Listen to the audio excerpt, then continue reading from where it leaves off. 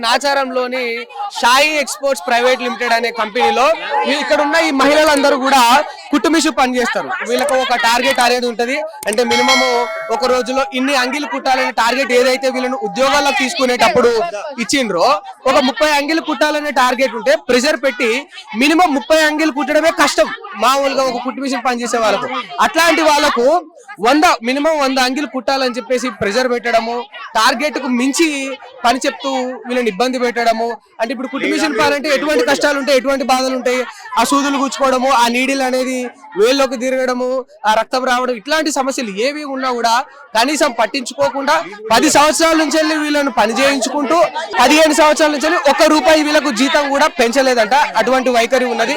మరి జీతం పెంచమని వీళ్ళు రిక్వెస్ట్ చేస్తుంటే పెంచకపోగా ఉంటే ఉండు లేకుంటే పో అని అసభ్యకరంగా మహిళలతో మాట్లాడడము, వాళ్ళ మీద జులుం చేయడము. వీళ్ళ ఆవేదన, వీళ్ళ బాధ ఏంటంటే కష్టం అంతా మాది, దుఃఖం అంతా మాది, బాధ అంతా మాది. కానీ మా పైన ఉండి జస్ట్ తూతూ మంత్రంగా డీల్ చేసే సూపర్వైజర్లకేమో ప్రతి ఏటా జీతాలు వేలకు పెంచుతూ పోతా ఉన్నారు. 10-15 ఏళ్ళైనా కూడా మాకు కనీసం ఒక ₹10, ₹15 కూడా పెంచలేని దాఖలు ఉన్నాయని చెప్పేసి వాళ్ళ బాధ అయితే వ్యక్తం చేస్తా ఉన్నారు. మరి ఖచ్చితంగా దీనిపైన షాహి ఎక్స్పోర్ట్స్ స్పందించాలి. ఎందుకంటే ప్రభుత్వం కూడా దీన్ని సీరియస్ గా తీసుకోవాలి.